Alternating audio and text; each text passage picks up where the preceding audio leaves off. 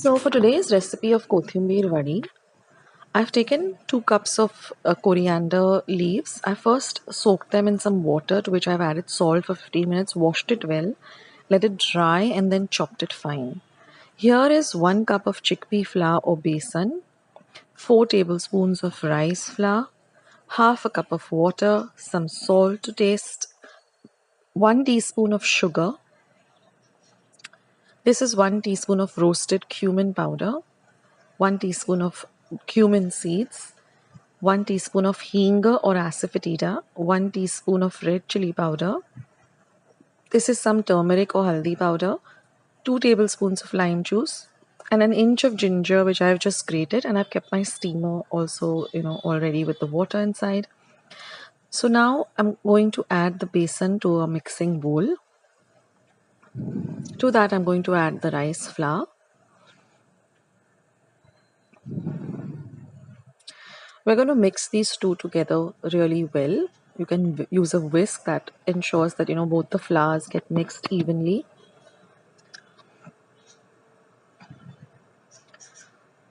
Now this dish gets ready also very quickly, so it's a nice evening snack or when unexpected guests come.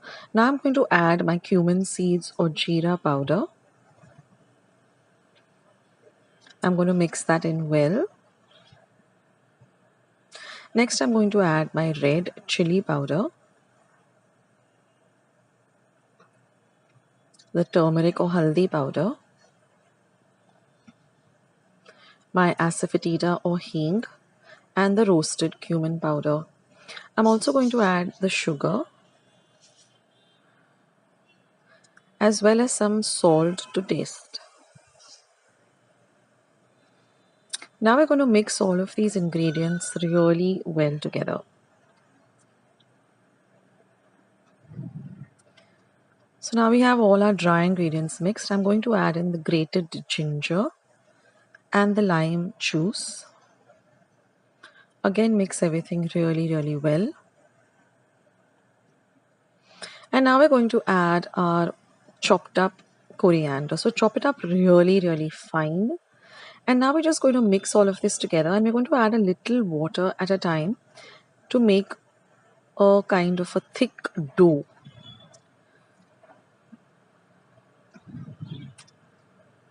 To this consistency.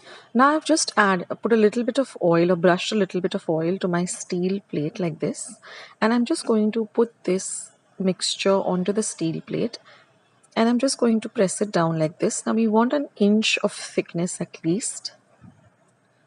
So just pat it down like this. Now prepare your steamer. Let the water start boiling in the steamer.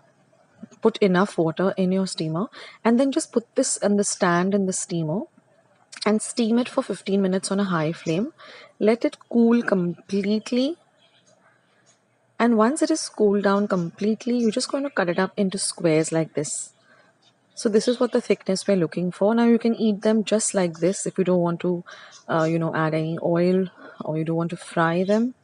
But I like to shallow fry them. I don't like to deep fry them, but you could deep fry them also. They become very crispy.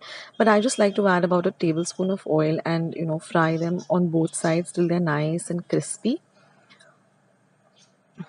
So we're looking for this kind of a texture where it's nice and crispy on the top, and it's very nice and soft in in the inside, and it tastes really good.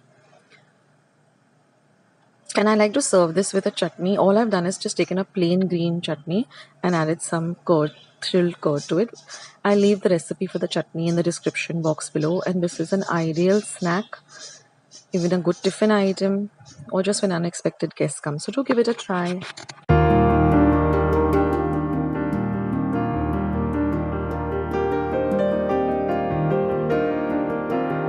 Friends, I hope you liked today's recipe as well as today's video, and if you would like to see more videos like this, then don't forget to leave this video a big thumbs up. Also by clicking the thumbs up icon. Also don't forget to subscribe to my channel and become a part of Akshata's recipes. Once you have subscribed, there is a small little bell icon that will pop up, so just click on that. That way whenever I put up a new recipe or a new video, you get a message for the same.